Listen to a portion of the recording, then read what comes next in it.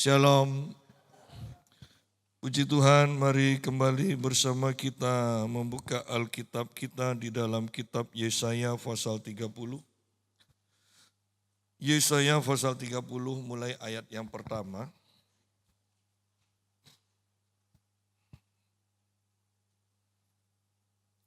Bukan Mesir, judul perikopnya bukan Mesir, melainkan Tuhanlah yang memberi pertolongan.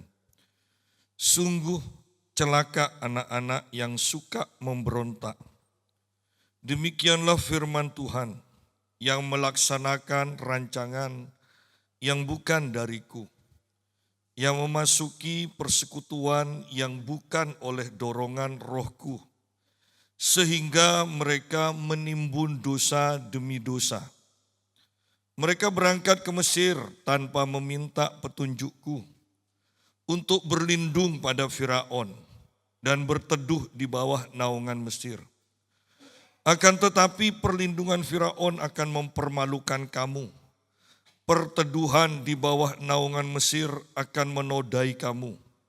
Sebab sekalipun pembesar-pembesar Yerusalem sudah ada di Soan, dan utusan-utusannya sudah sampai ke Hanes, sekaliannya akan mendapat malu, karena bangsa itu tidak dapat memberi faedah kepada mereka, dan tidak dapat memberi pertolongan atau faedah, melainkan hanya mempermalukan, bahkan mengaibkan mereka.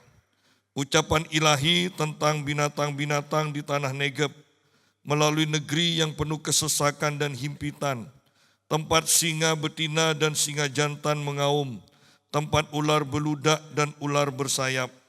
Mereka mengangkut harta kekayaan mereka di atas punggung keledai, dan barang-barang perbendaharaan mereka di atas punuk unta, kepada bangsa yang tidak dapat memberi faedah, kepada Mesir yang memberi pertolongan yang sia-sia dan tak berguna. Sebab itu aku menamainya Rahab, raksasa yang duduk diam saja. Sekarang pergilah, tulislah itu di depan mata mereka pada suatu loh batu, dan ukirlah itu pada suatu lempengan supaya menjadi kesaksian pada masa yang akan datang sampai selama-lamanya. Kita berhenti sampai sini dulu. Ini adalah keadaan bangsa Yehuda yang terkepung dan mereka sekarang mau minta pertolongan kepada Mesir. Mereka melupakan berkali-kali mereka itu sudah ditolong oleh Tuhan. Sekarang ketika menghadapi masalah yang sama, mereka tidak datang kepada Tuhan, tetapi mereka mencari Mesir. Dan dalam keadaan seperti itu, Tuhan berfirman, di sini dikatakan sungguh celakalah anak-anak yang suka memberontak. Demikianlah firman Tuhan yang melaksanakan rancangan yang bukan dariku, yang memasuki persekutuan yang bukan oleh dorongan rohku, sehingga mereka menimbun dosa demi dosa. Dikatakan celaka anak-anak yang suka memberontak atau anak-anak pemberontak. Celaka. Terkutuklah, sama aja.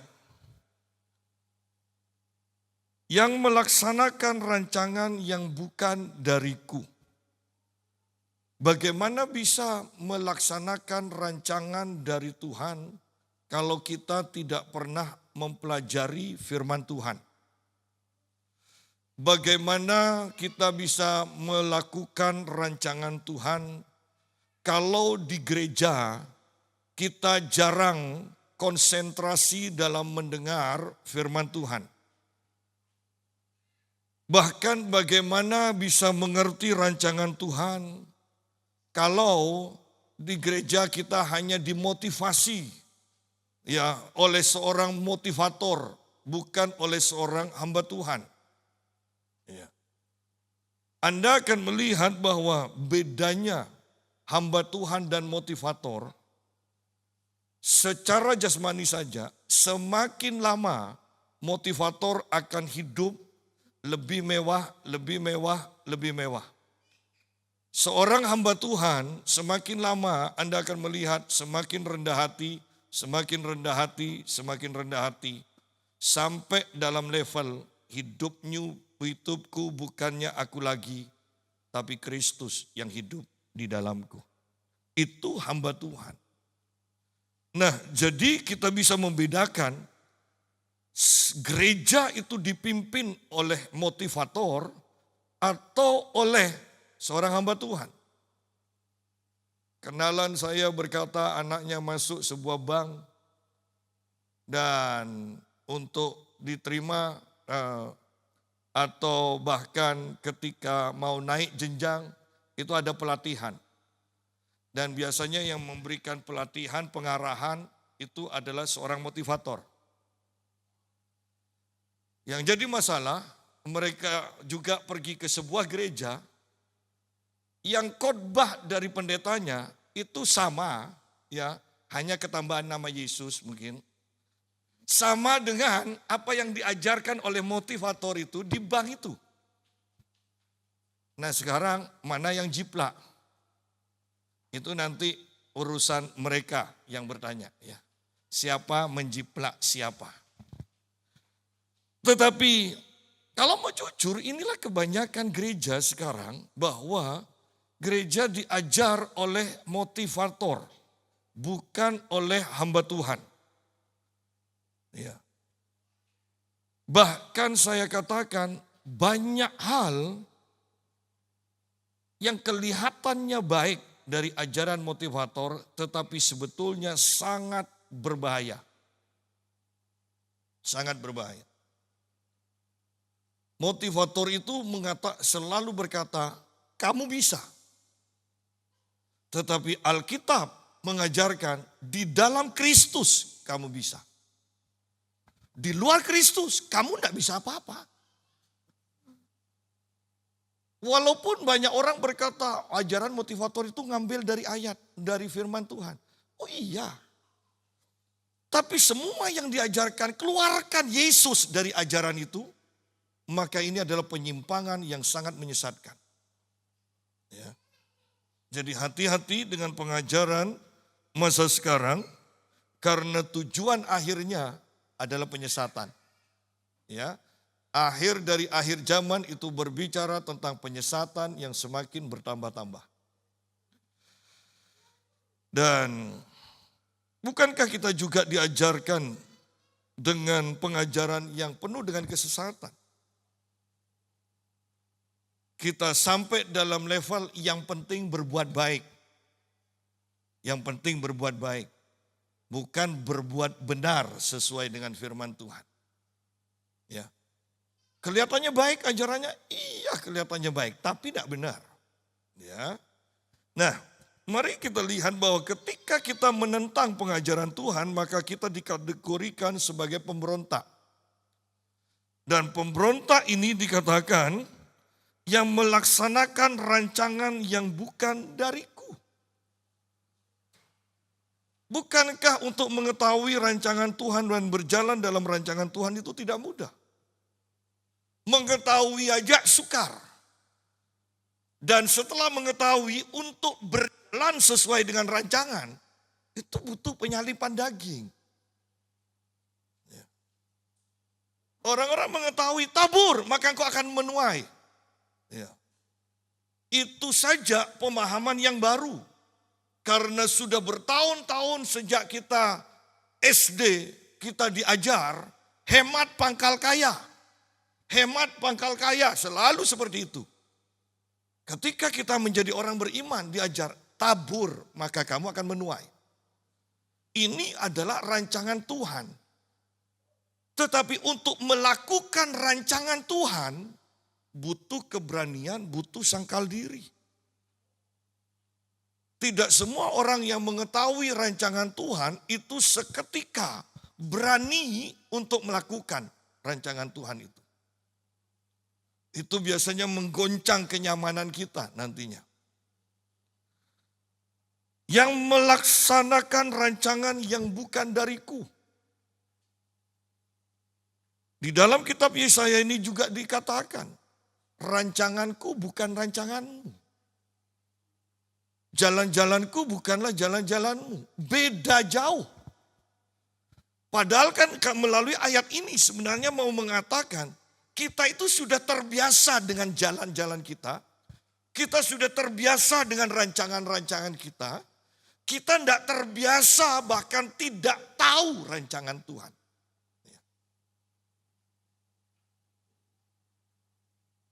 Begitu berbeda dan jauhnya rancangan Tuhan.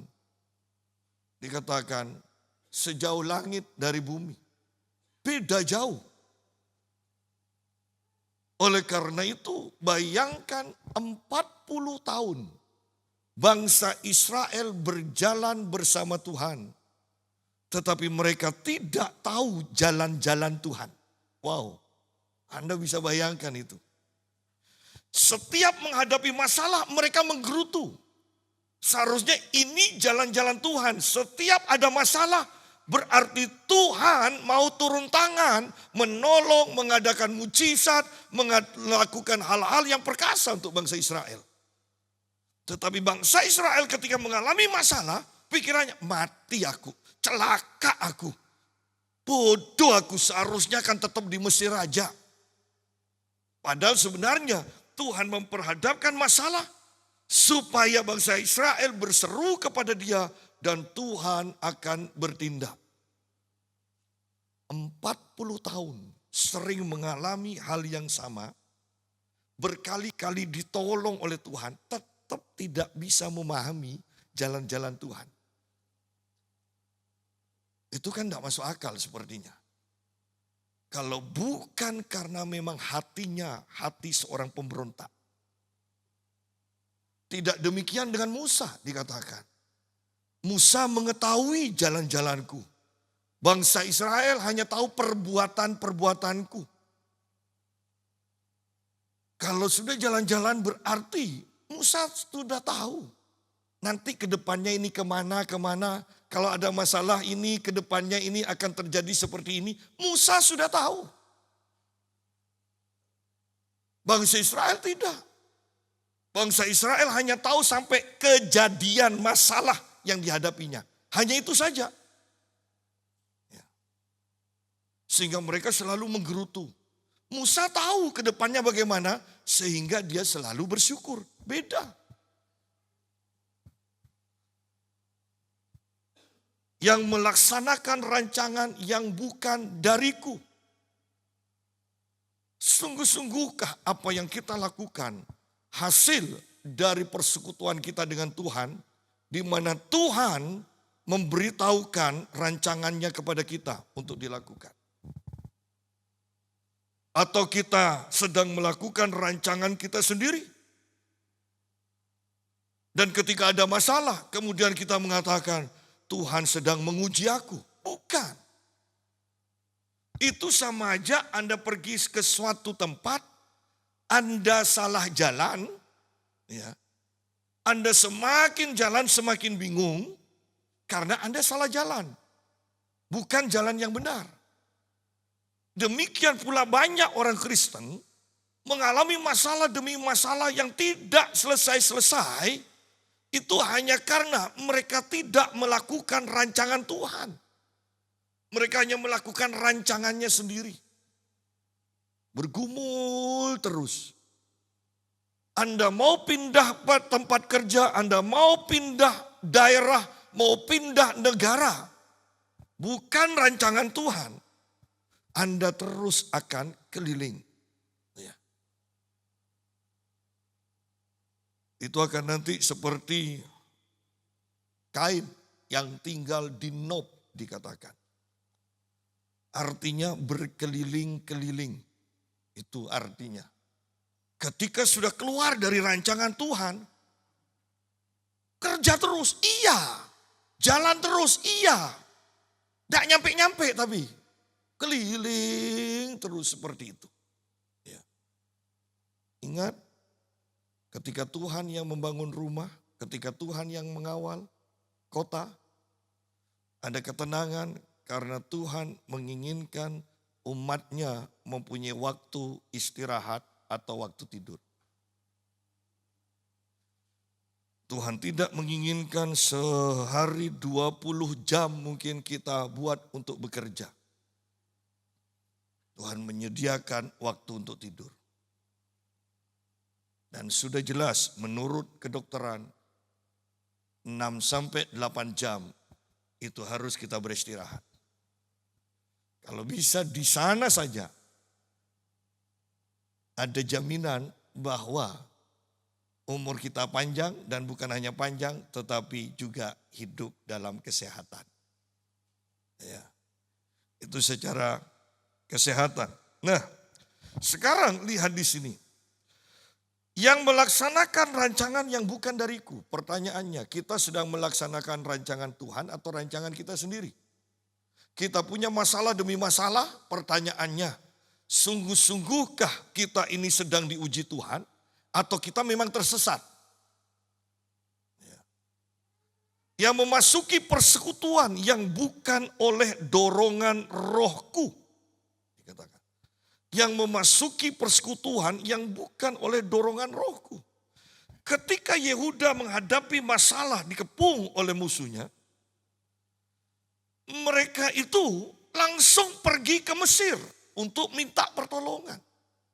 Untuk bersekutu dengan Mesir. Dan di sini firman Tuhan melalui Nabi Yesaya mengatakan, sungguh celaka orang-orang yang memasuki persekutuan yang bukan oleh dorongan rohku. Bukannya mereka akan mendapatkan pertolongan, tetapi yang akan mengakibatkan mereka, perhatikan di sini, menimbun dosa demi dosa. Bayangkan itu. Kalau orang kan biasanya mencoba menutupi dosa dengan kebaikan. Tetapi di sini umat Tuhan yang masuk dalam persekutuan bukan didorong oleh roh Allah. Dikatakan mereka menimbun dosa demi dosa. Dosa ditimbun sama dosa. Dosanya semakin tinggi. Artinya dosanya semakin jelas juga. Itu kan sangat mengerikan. Nah, untuk masuk dalam dorongan roh, kembali saya mau katakan, ini tidak mudah. Ini butuh pengenalan kita akan Roh Kudus. Ini butuh waktu berjam-jam setiap hari kita bersekutu dengan Roh Kudus. Ini perlu ketekunan di mana kita hanya berdiam sampai telinga rohani kita mendengar suara Roh Kudus. Itu tidak bisa didapatkan dari penumpangan tangan hamba Tuhan yang diurapi atau yang paling diurapi. Tidak bisa. Ya. Sekarang kan banyak anak-anak Tuhan di kota-kota besar. Selalu hanya mengandalkan penumpangan tangan dari hamba Tuhan. Penumpangan tangan dari hamba Tuhan. Kemudian sampai merasa menjadi hamba Tuhan juga. Untuk mengalami persekutuan dengan Roh Kudus, kita sendiri yang harus menyediakan waktu. Sampai intim dengan Roh Kudus, baru kita akan tahu dorongan Roh Kudus itu mendorong kita kemana. Ya. Sehingga kita tidak selalu berkata, saya bingung, ini dari Tuhan atau dari diri saya sendiri ya, atau dari setan. Saya bingung, selalu banyak anak Tuhan ketika mendengar suara atau merasa, itu selalu mereka katakan, saya bingung ini suara Tuhan atau suara saya sendiri ya. Kenapa? Karena tidak pernah menyediakan waktu secara khusus dengan Roh Kudus. Yang bukan oleh dorongan rohku, memasuki persekutuan yang bukan oleh dorongan rohku. Sehingga mereka menimbun dosa demi dosa. Ada orang-orang yang berprinsip, gereja sama aja. Sudah saya milih gereja yang paling dekat, enak. Tidak usah becak, tidak usah keluar uang lain. Ya. Tidak seperti itu. Bahkan Bahkan saya mau katakan begini, kepribadian seseorang itu tidak membuat orang itu bisa cocok dengan berbagai macam gereja loh. Ada yang suka tenang, ada yang suka heboh. Ya. Saya tidak mau mengatakan begini, yang ini salah, yang itu benar. Tetapi saya mau berkata, apakah ketika kau masuk di tempat itu, imanmu bertumbuh atau tidak? Engkau semakin mengenal, semakin mengasihi Tuhan atau tidak? Itu aja. Ya. Pak, tapi tidak penuh Roh Kudus, tidak ada kepenuhan Roh Kudus. Sidang jemaat, bahkan ketika engkau mengenal Tuhan, engkau akan sampai dalam level haus dan lapar akan firman Tuhan, sehingga engkau akan sampai dalam level gerejamu tidak akan pernah bisa memuaskan rasa haus dan laparmu itu. Hanya Tuhan yang akan selalu bisa memuaskanmu, sehingga engkau akan mencari Tuhan lebih lagi. Sehingga seringkali kita menemukan kasus orang-orang bahkan mereka tidak diajar soal berbahasa lidah, tiba-tiba dalam persekutuan mereka berbahasa lidah. Karena rasa haus dan laparnya yang terus memuncak. Dan Tuhan akan memuaskannya. Jadi perhatikan di sini. Kalau kita ada di satu gereja bertahun-tahun Anda tidak mengalami kemajuan. Bisa gerejanya yang salah? Bisa, dan paling banyak. Karena dari awal kita tidak mengikuti dorongan Roh Kudus. Sudah ada di gereja yang tepat, tetapi kita sendiri yang tidak memacu kerohanian kita. Ya. Yang memasuki persekutuan yang bukan oleh dorongan rohku. Dan akibatnya sangat mengerikan sehingga mereka menimbun dosa demi dosa. Wow. Mereka menimbun dosa demi dosa. Mereka keluar dari rencangan Tuhan. Mereka tidak mengandalkan pimpinan Roh Kudus. Sekarang mereka berangkat ke Mesir, ayat yang kedua. Mereka berangkat ke Mesir tanpa meminta petunjukku. Wow. Tanpa meminta petunjukku. Ini kan sangat mengerikan. Umat Tuhan tapi tidak meminta petunjuk Tuhan ketika mau mengambil keputusan besar. Hidup mati sebuah negara kan itu keputusan besar kan. Bahkan mereka membawa harta benda mereka di ayat yang ke-6 ini. Dikatakan mereka membawa harta benda mereka pakai unta, pakai keledai, dibawa semua untuk uang upeti, uang sogoan kepada Mesir. Itu kan perkara yang besar. Untuk perkara besar seperti itu kok enggak minta petunjuk Tuhan terlebih dahulu. Iya Pak Yusa, kalau minta petunjuk Tuhan pasti nasihat Tuhan enggak masuk akal. Ya memang. Tadi pagi kita bahas. Simon Petrus menjala ikan di waktu malam. Dia tahu ikan keluar di waktu malam. Tetapi tidak membawa hasil. Yesus memimpin Simon untuk menebarkan jalannya waktu tengah hari, siang hari. Dan ikan-ikan masuk dengan sendirinya ke jalannya. Sehingga jalannya menjadi koyak. Lihat di sini. Cara Tuhan tidak masuk akal. Bagaimana bisa kita itu mengikuti cara Tuhan kalau kita memang tidak mengenal Tuhan sendiri? Sudah tidak kenal, mau ngasih cara yang aneh-aneh, kita tidak akan percaya. Kembali kepada persekutuan kita dengan Tuhan. Ketika engkau mengenal Tuhan melalui persekutuanmu, engkau akan bisa menerima petunjuk Tuhan yang tanda kutip, saya katakan aneh-aneh. Tidak masuk akal. Ya.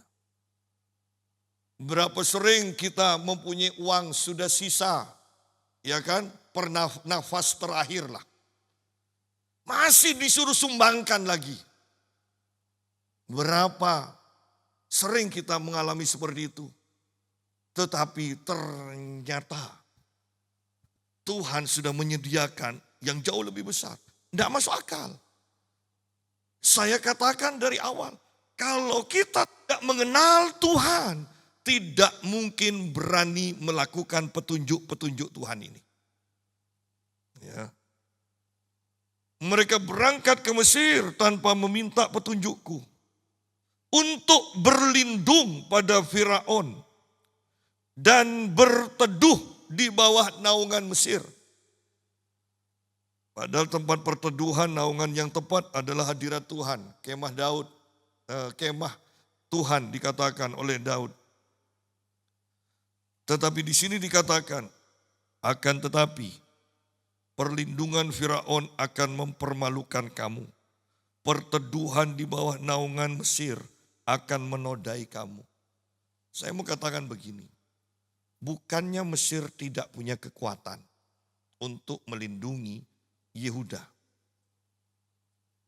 Yang jadi masalah adalah Yehuda dari awal sudah memberontak kepada Tuhan.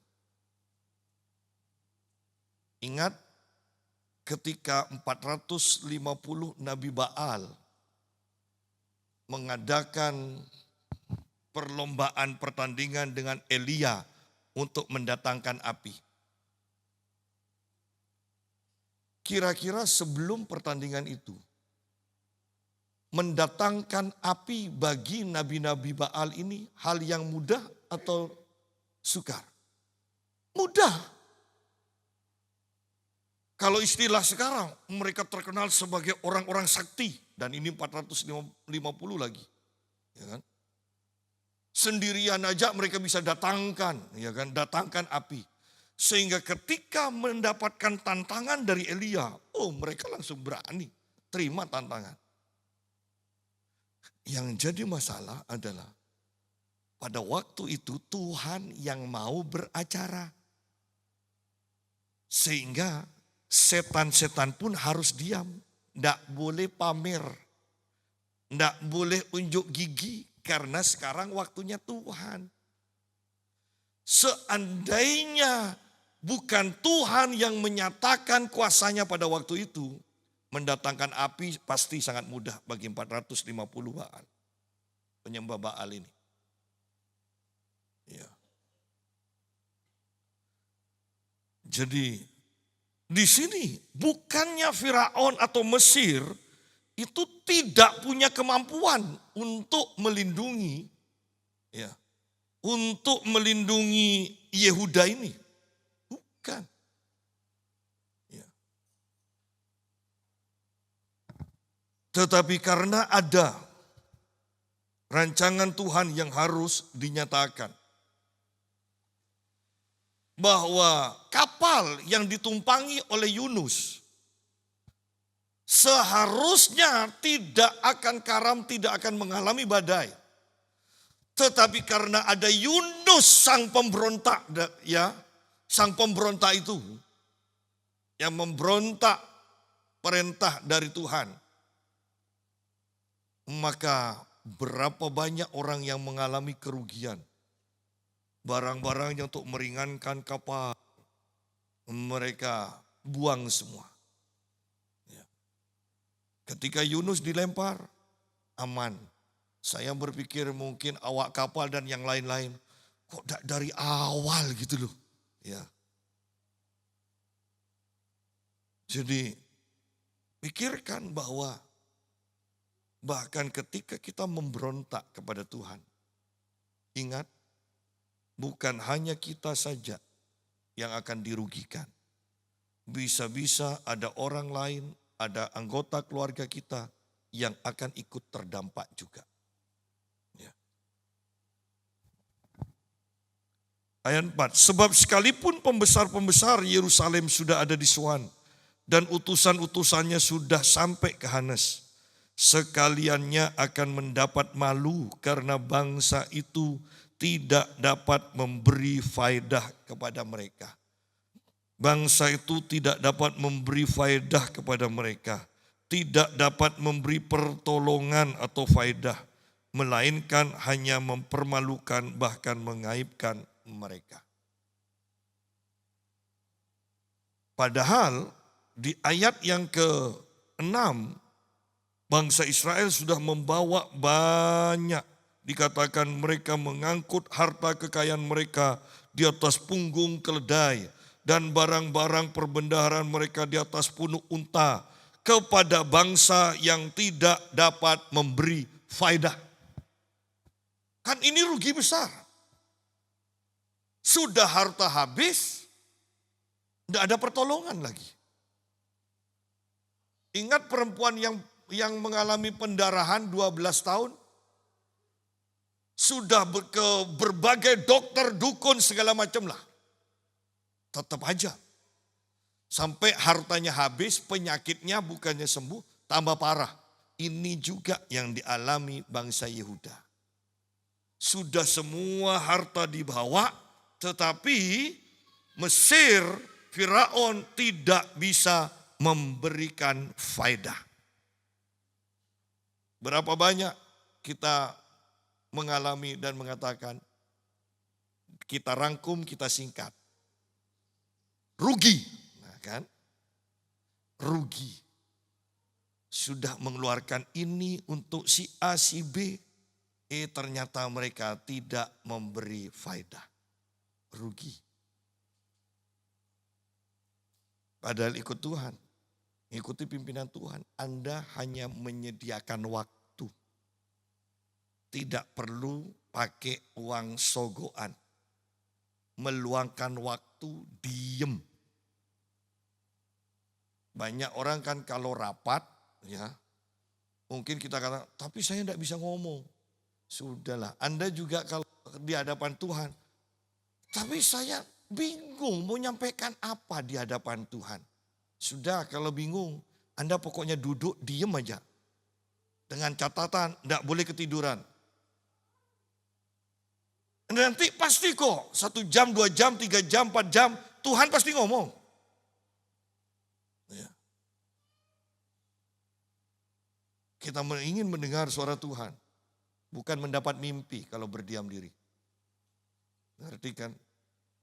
Jadi kita ingin mendengar suara Tuhan, bukan ingin mendapat mimpi. Ya.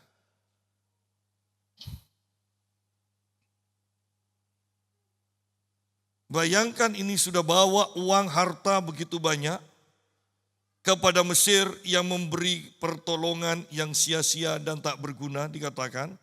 Sebab itu aku menamainya Rahab raksasa yang duduk diam saja. Tidak bertindak. Tidak bisa bertindak. Nah, sampai di sini, kalau kita mau jujur pada diri kita sendiri, banyak loh dari kita sebenarnya yang tidak mengikuti rancangan Tuhan, yang tidak didorong oleh Roh Kudus, dan kita melakukan kehendak kita sendiri. Sehingga kemudian masalah demi masalah, kegagalan demi kegagalan, bahkan berputar di tempat itu. Dan kita bertanya, mengapa? Mengapa?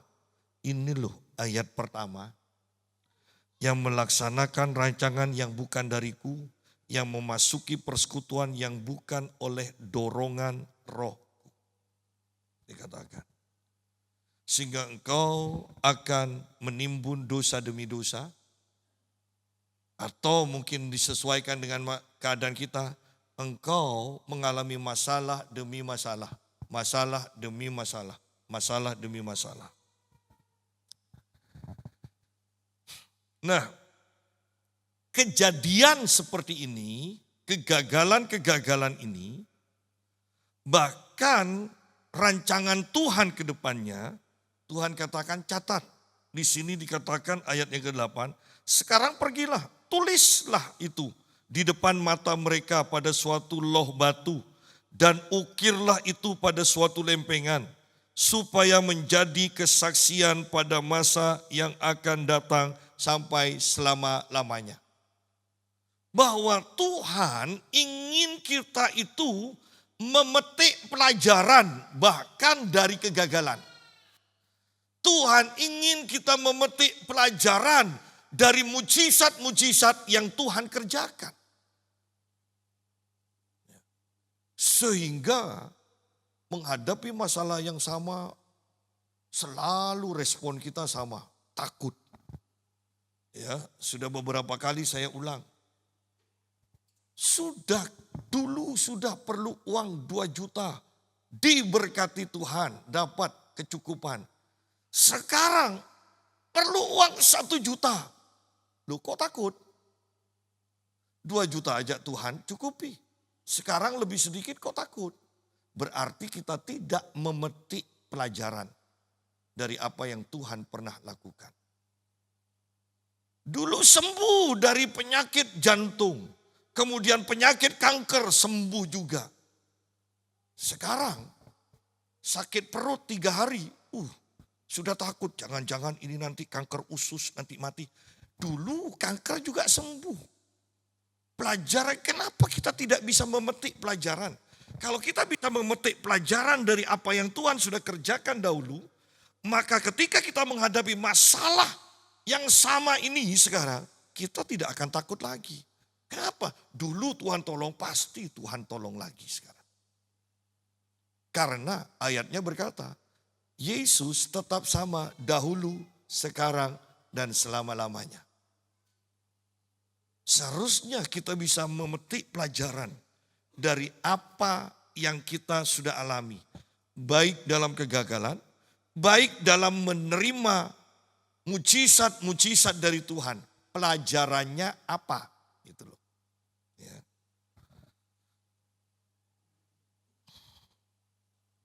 Ayat yang ke-9, ini keadaan pribadi bangsa Yehuda.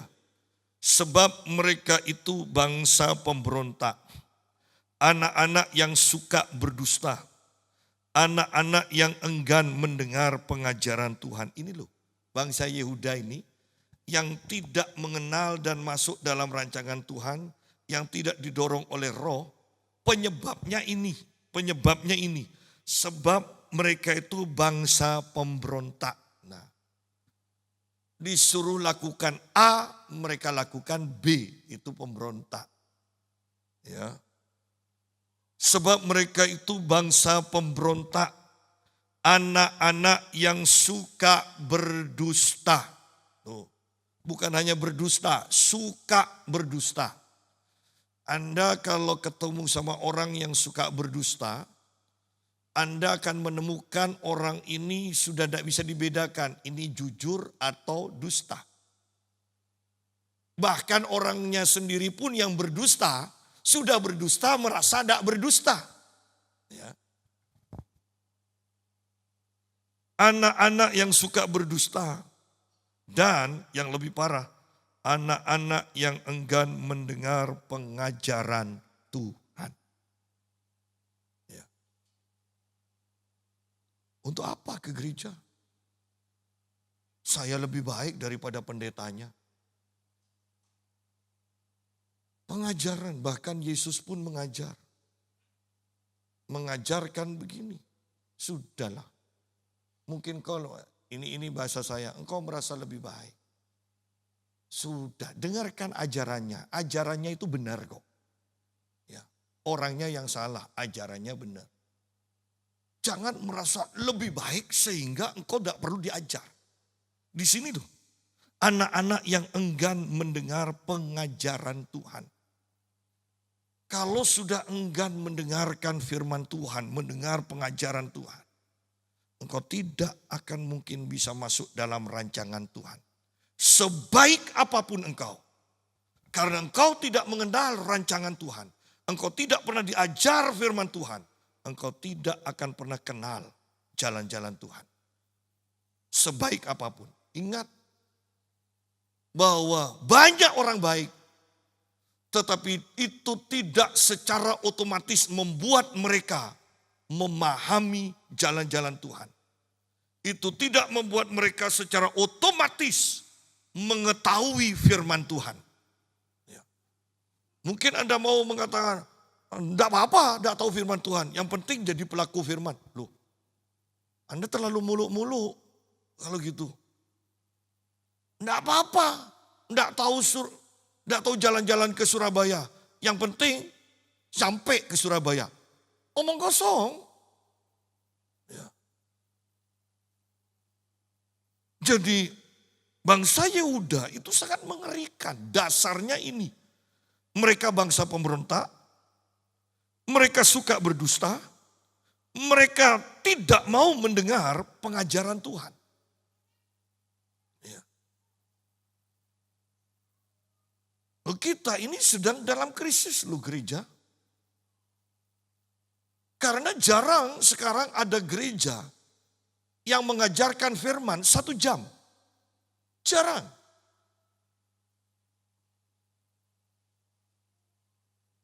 Bagi beberapa pendeta mengatakan, enak aja, enak. Semakin cepat, semakin baik. 1 ayat isi kesaksian setengah jam. Dan kemudian mereka menghibur diri, menipu diri. Mau khotbah setengah jam atau 1 jam, toh amplopnya sudah disediakan. Sama aja. Loh ini kan sudah pikiran jahat sudah kalau sudah seperti itu. Tetapi yang saya mau tekankan bahwa sebenarnya gereja pun sudah mulai enggan mendengar firman Tuhan. Sehingga kemudian semuanya serba dikurangi firman Tuhan. Sangat mengerikan, sangat mengerikan. Waktunya dikurangi. Ketegasannya dikurangi. Ya di atas ya, tidak di atas tidak, sekarang ngambang. Dosa sudah tidak pernah dimasukkan lagi. Hukuman dosa tidak pernah dimasukkan lagi. Akibat kutuk sudah tidak pernah diajarkan lagi. Semuanya dikurangi. Perpuluhan sudah tidak diajarkan lagi, tidak perlu lagi. Bahasa roh tidak perlu lagi. Nanti sama dengan Alkitabnya orang ateis atau liberal. Anda tahu Alkitabnya orang Kristen liberal? Yesus berjalan di atas air, tidak masuk akal, sobek. Yesus memberi makan 5.000 orang laki-laki, tidak mungkin, sobek. Sisa sampulnya.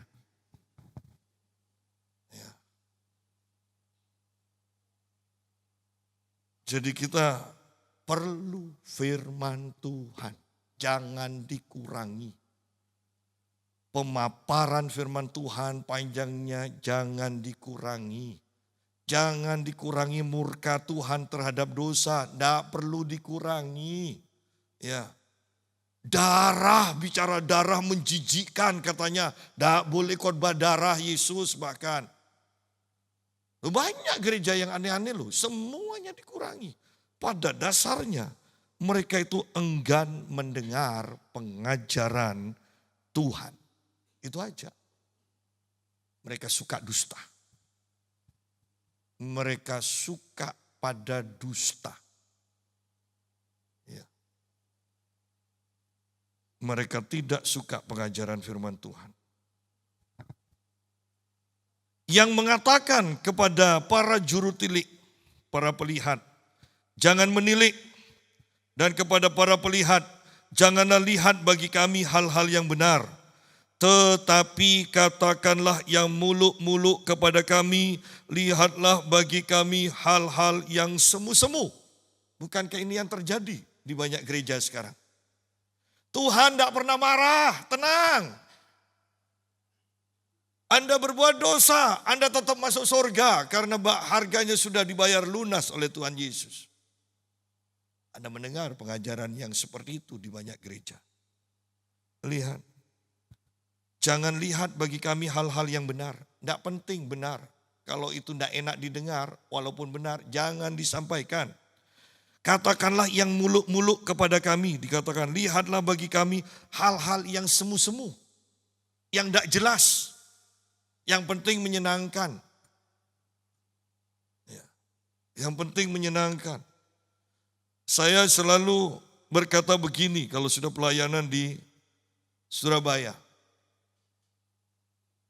Anda tidak merasa aneh?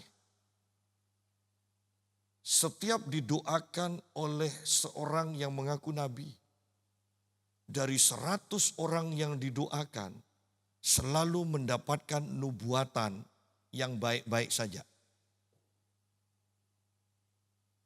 Memangnya tidak ada yang berdosa? Saya katakan.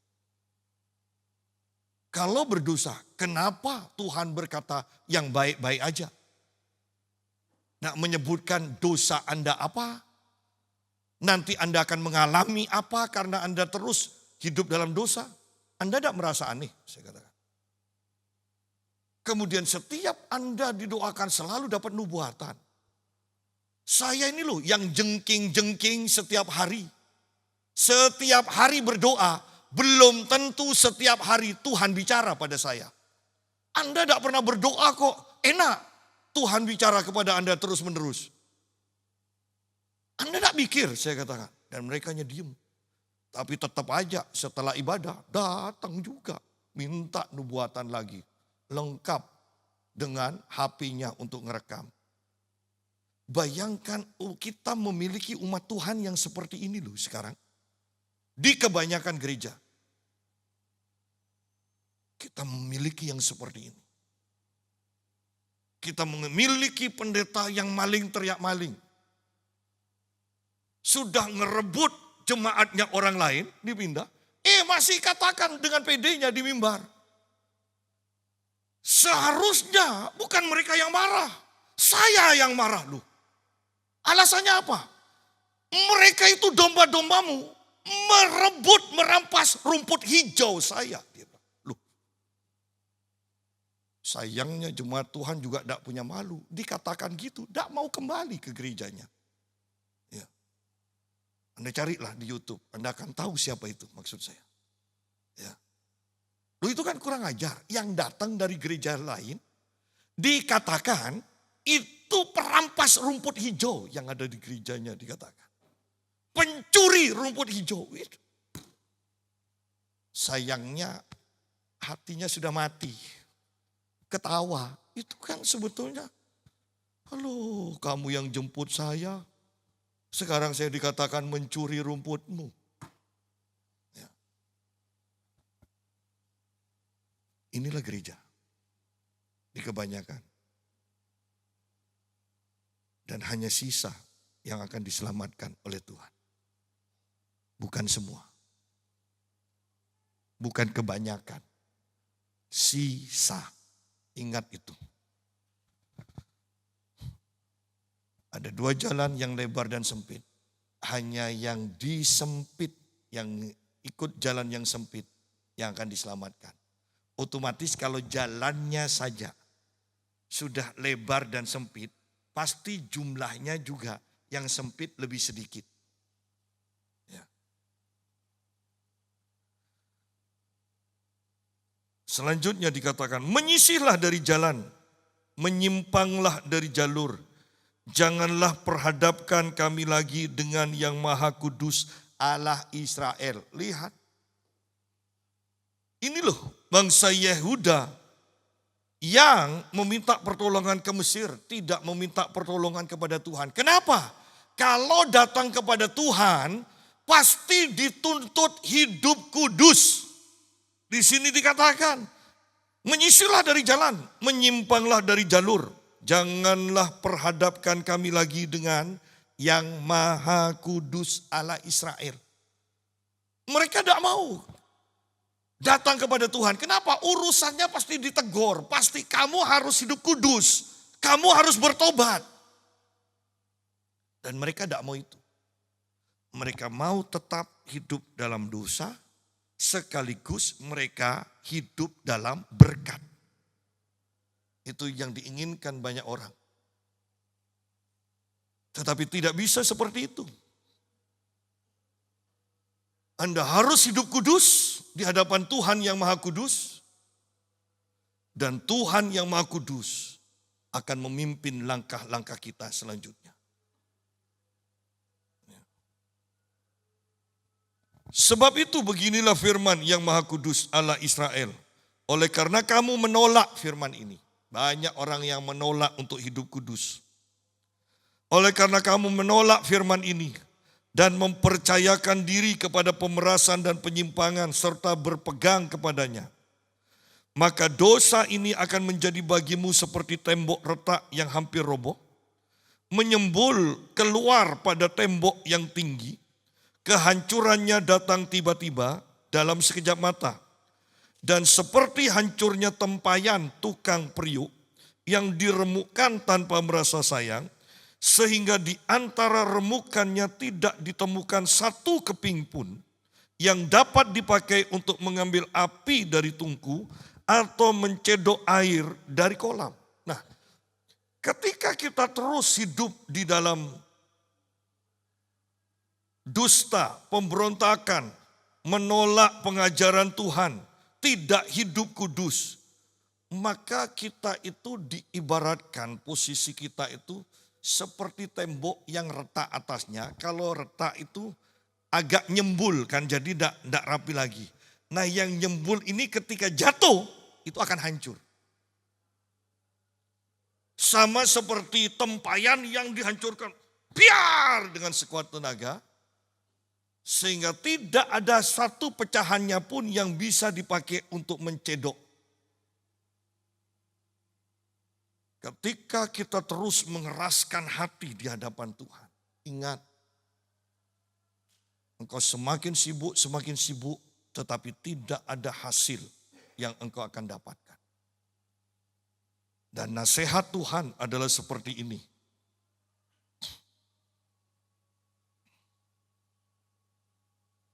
Ayat yang ke-15, sebab beginilah firman Tuhan Allah yang Maha Kudus Allah Israel. Dengan berbalik kepadaku dan tinggal diam, kamu akan diselamatkan. Dalam tinggal tenang dan percaya terletak kekuatanmu. Saya sederhanakan, bertobatlah dan nantikan Tuhan.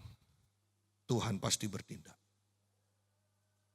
Bertobat dulu, yang penting itu bertobat dulu. Kemudian belajar percaya kepada Tuhan. Ketika kita bertobat, percaya kepada Tuhan, Tuhan akan bertindak. Kuncinya di sini.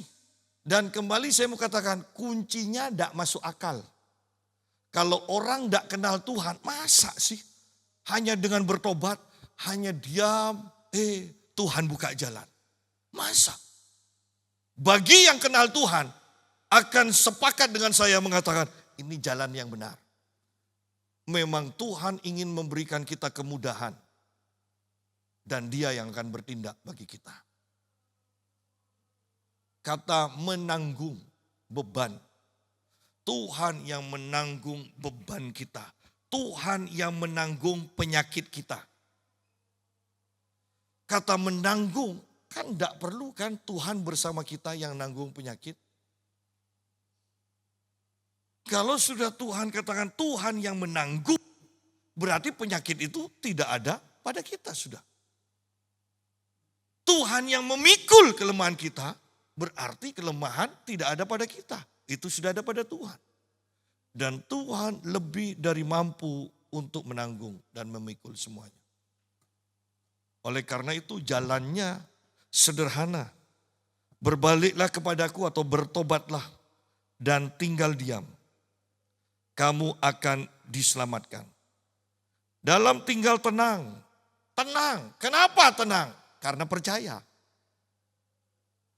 Dalam tinggal tenang dan percaya terletak kekuatan. Bisakah kita bertobat?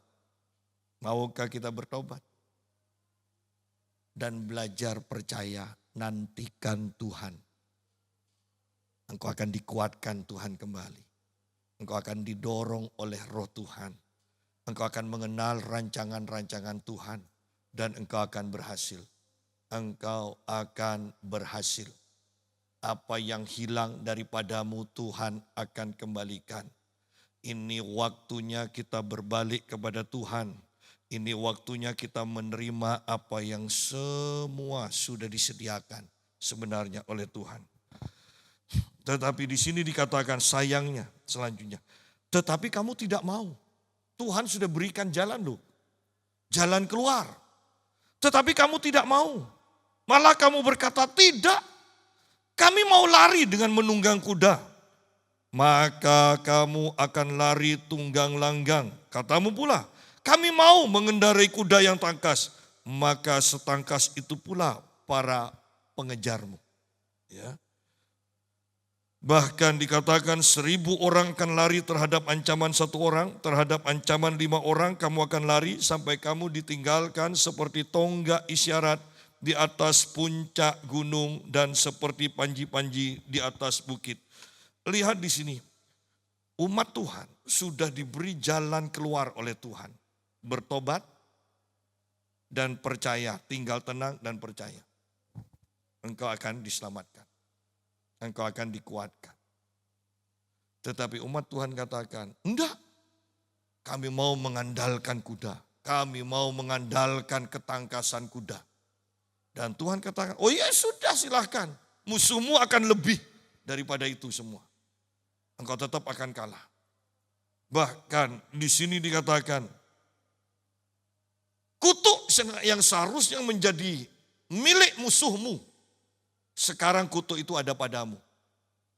Di sini dikatakan 1000 orang akan lari terhadap ancaman 1 orang. Maksudnya 1000 orang bangsa Yehuda akan lari dari 1 orang musuhnya. Padahal kata-kata ini Tuhan sampaikan melalui Musa, Nabi Musa. Bahwa 1 bangsa Israel akan mengalahkan 1000 orang musuhnya. Itu sebetulnya untuk bangsa Israel. 1 orang bangsa Israel akan membuat kalah 1000 orang musuhnya. Tetapi sekarang karena bangsa Israel memberontak kepada Tuhan, 1000 bangsa Israel lari karena 1 orang musuhnya. Itu kan kutuk berarti. Kutuk yang seharusnya ada pada musuh, sekarang kutuk itu ada pada kita. Sehingga terjadilah kebalikannya. Sangat mengerikan. Dikatakan sampai kamu ditinggalkan. Kamu tidak akan pernah diingat lagi. Sebagai ayat penutup. Ayo kita lihat ayat ayat selanjutnya ini. Ayat yang ke-18. Sebab itu Tuhan menanti-nanti. Tuhan menanti untuk kamu berbalik, untuk kamu berdiam. Tuhan yang akan bertindak.